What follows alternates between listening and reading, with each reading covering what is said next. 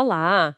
Olha, o mercado brasileiro tem parecido uma montanha-russa esses dias, né? Totalmente, um sobe e desce. Pois é, Ibovespa pra lá e pra cá, dólar também super volátil. Hoje a gente vai mergulhar um pouco nos relatórios recentes para tentar entender essa gangorra toda. Boa. Olhando para o Ibovespa, para o dólar e para os dados lá dos Estados Unidos que sempre mexem com tudo. Exato. Então, bom, vamos tentar desempacotar isso. O que está por trás dessa instabilidade? A ideia é tentar separar o ruído, né, e entender os fatores principais, tanto daqui quanto de fora. Perfeito. Começando pelo Ibovespa, então. Isso. Ele fechou em baixa recente, né? Caiu 0,40%, ficou ali nos 137 mil pontos. E olha, parece que os bancos pesaram bastante. Uhum. Caíram em bloco, é verdade. E o Banco do Brasil, por exemplo, o BBAS3, recuou mais de 2,7%, né? Já acumula perda no ano. E a Petrobras, PET4, também ajudou a puxar para baixo. Esses dois têm um peso enorme no índice. Mas olha que curioso, nem tudo foi para baixo.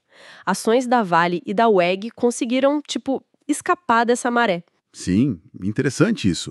Vale e WEG às vezes têm uma dinâmica mais própria, né? Podem estar ligadas mais a commodities ou notícias específicas da empresa. Elas conseguem se descolar um pouco do sentimento geral do dia. Entendi. Mas o movimento principal, sem dúvida, foi ditado pelos grandes. Os bancos caindo refletem essa cautela maior com o cenário aqui dentro, né? Certo. E a Petrobras, bom, aí tem a ver direto com a virada do petróleo lá fora que caiu. Ah, o petróleo. Exato. E tem mais coisa aí.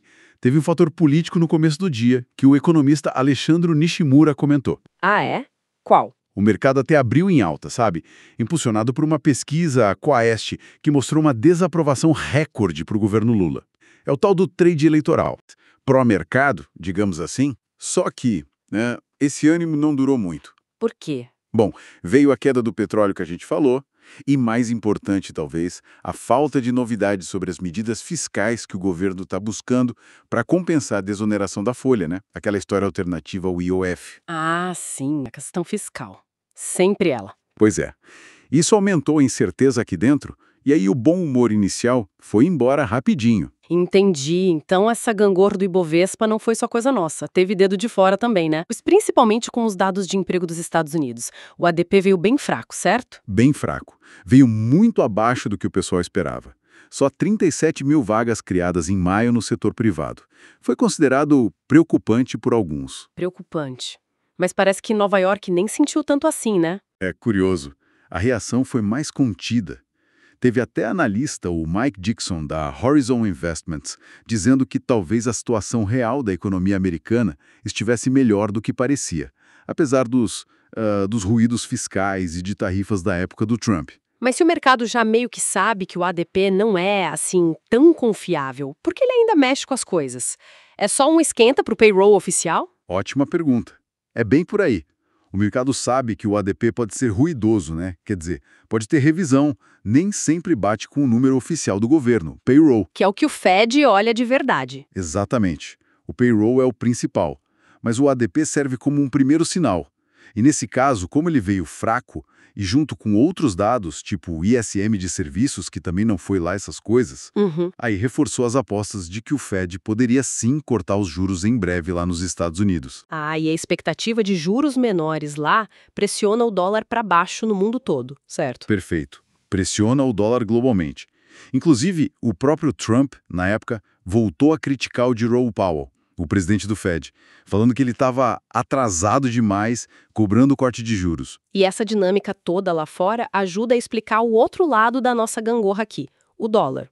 Que subiu aqui, né? Mesmo com essa pressão global para baixo. Exatamente. Foi na contramão do que a gente viu lá fora. O índice DXY, que mede o dólar contra outras moedas fortes, caiu um pouco, tipo 0,37%. Mas aqui no Brasil, Aqui ele subiu. subiu. Fechou em R$ 5,64 na venda, uma alta de 0,17%. Interrompeu duas quedas seguidas. E o que explica isso? Porque o real apanhou mesmo com o dólar mais fraco lá fora. Aí está a força dos nossos problemas internos, né? A falta de clareza, de avanço nas medidas fiscais e esse mau humor geral aqui na Bolsa, como o Nishimura falou. Uhum. Isso deu mais força para o dólar subir aqui do que a pressão externa para ele cair. É um sinal bem claro de como a percepção do risco fiscal doméstico está pesando. Faz sentido. O interno falando mais alto. Exato. E só para completar o cenário local, teve a Minerva BF3 caindo também. Nesse caso, impactada pela alta do preço futuro do boi gordo, que aumenta o custo da matéria-prima para eles. Entendi. Mais uma peça no quebra-cabeça. Bom, com esse cenário todo, o que dá para esperar daqui para frente? Tem decisão do Banco Central Europeu vindo aí, né? Com expectativa de corte de juros por lá. Isso. Tem BCE no radar. É um evento importante para os mercados globais. Mas olha, mesmo com essas decisões lá fora, a previsão aqui para dentro é que a nossa gangorra particular continue. Ah, então mais volatilidade pela frente. Provavelmente. Esse sobe e desce deve continuar sendo a regra, sabe? É um reflexo dessa mistura complicada.